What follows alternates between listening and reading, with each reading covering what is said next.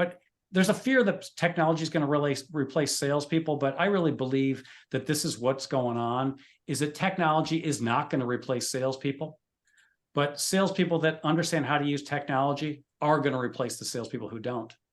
And when I have people at this point of the game telling me, well, I'm just not very technical, I'm like, okay, good luck with that long term, right? Like, I don't know how that's going to play out. I mean, we are living in a world where I came up with this formula called digital fluency, which is basically ability to use technologies fluently.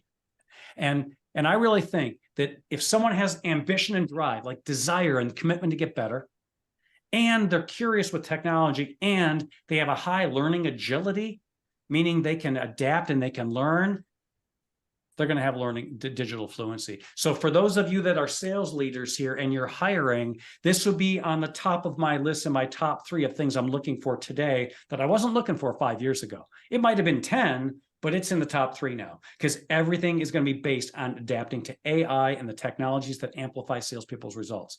And I don't think it's going to replace it. I came up with this graphic here that I really think that when you have a methodology, in our case, it's Sandler, but you might be using another methodology besides Sandler, but you need a selling methodology to be effective, but you also have to use technology effectively. And you can't forget, we're dealing with humans.